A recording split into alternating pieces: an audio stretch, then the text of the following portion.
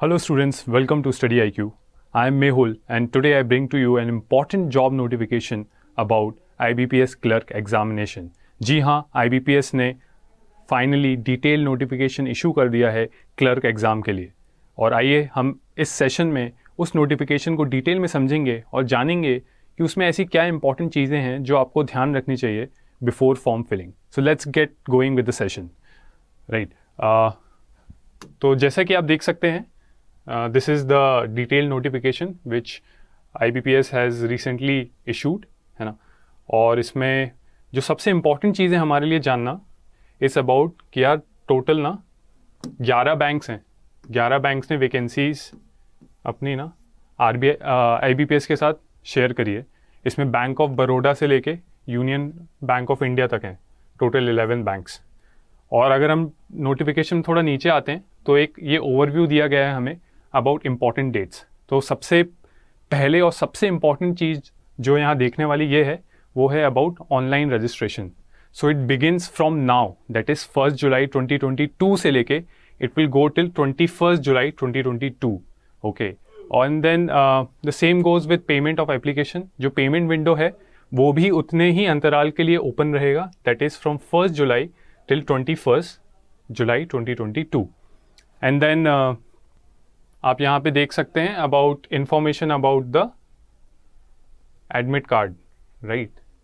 तो अगस्त में ये इशू हो जाएगा। एंड देन प्रीलिम्स एग्ज़ाम की भी टेंटेटिव मंथ दिया है, एज सच अभी डेट क्लासीफाई नहीं करी है। तो मंथ अगर हम देखें तो सितंबर 2022 को ये एग्ज़ाम होना है।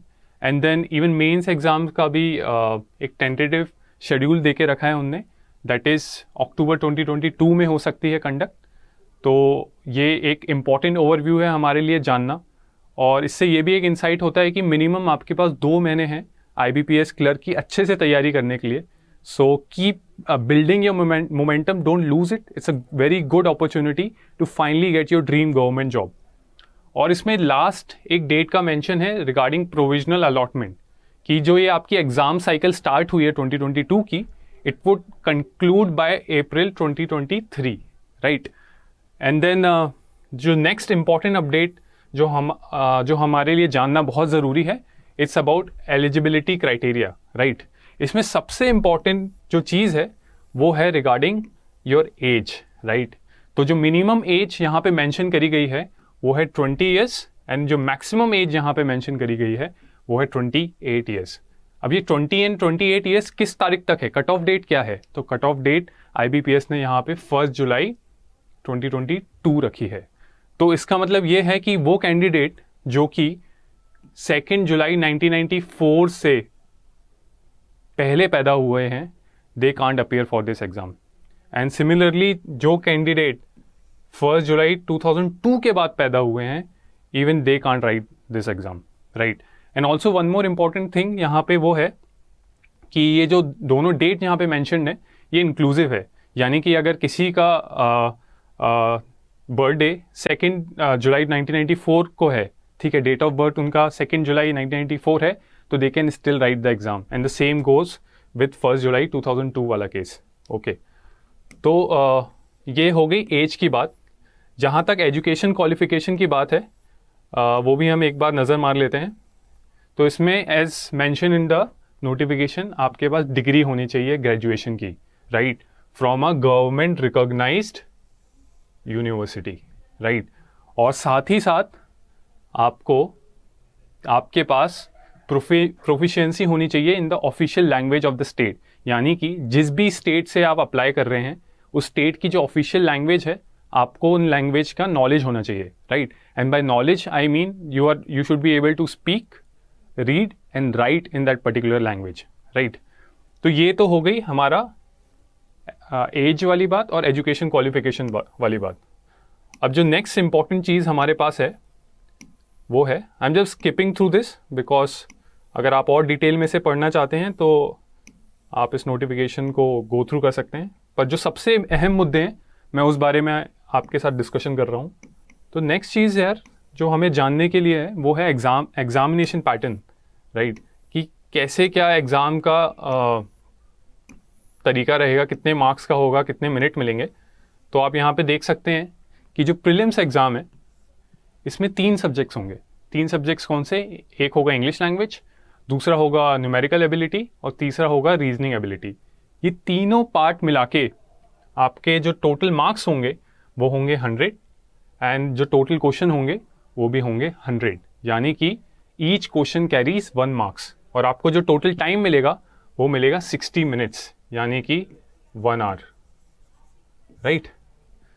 तो ये आप देख सकते हैं। एक चीज़ और यहाँ पे देखने वाली है कि लाइक एज यूजुअल इंग्लिश है 30 questions for 35 marks and both counts and reasoning they carry 35 question, okay, and each question since it carries 1 marks, तो टोटल जो मार्क्स हैं यहाँ पे 35 ईच हैं दोनों मिला के, ईच, तो दोनों मिला के इनफैक्ट 70 हैं and in each of the 2 35 marks हैं।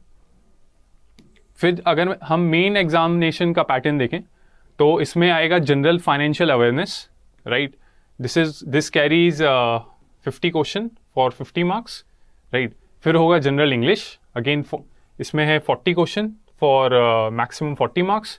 फिर अपना reasoning ability and computer aptitude होगा, इसमें होंगे 50 question for 60 marks, right. And counts जो है इसमें होंगे 50 क्वेश्चंस फॉर 50 मार्क्स।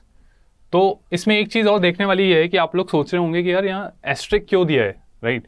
तो एस्ट्रिक का मतलब ये है कि आप जिस भी ऑफिशियल लैंग्वेज में अपीयर होंगे, है ना, अपने स्टेट की जहाँ से आपने फॉर्म भरा है या जहाँ से आप फॉर्म भरेंगे, उस पर्टिकुलर स्टेट में ना एक ऑप्शन दिया जाएगा आप कौन सी लैंग्वेज ऑप्ट कर सकते हैं। तो सो फॉर एग्जांपल अगर आप केरला से ऑप्ट करते हैं तो आपको ऑप्शन दिया जाएगा इंग्लिश, हिंदी एंड मलयालम का, राइट। एंड अकॉर्डिंगली फिर जहाँ जहाँ ये एस्ट्रिक है ना वहाँ की लैंग्वेज डिसाइड होगी, ठीक है।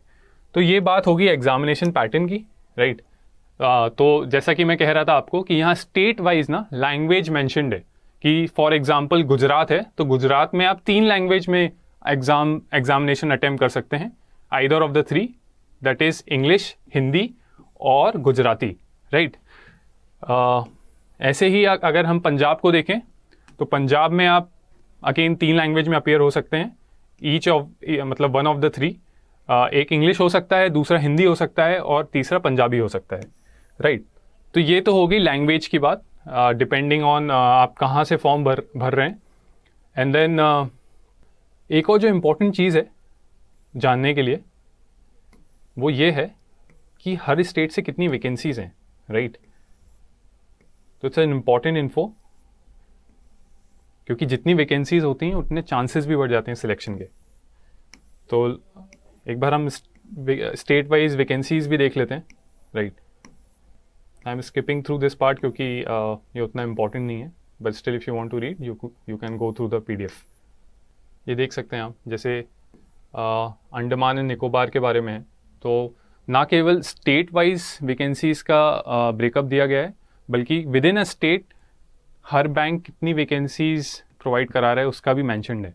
यहाँ पे आप एक चीज़ और देख पा रहे होंगे कि बहुत सारी जगह ना ये NR लिखा हुआ है, तो NR का मतलब होता है नॉट रिपोर्टेड।